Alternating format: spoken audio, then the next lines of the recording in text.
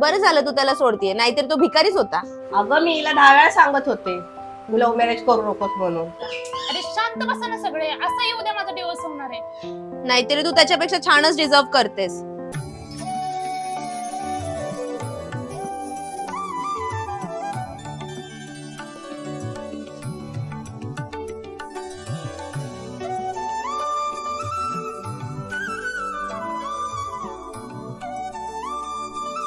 सचिन, स्नेहल, तू इथं कस काय? तुला आठवते आपल्या प्रेमाची सुरुवात इथूनच झाली होती हो. आणि उद्या शेवट पण इथंच होतोय.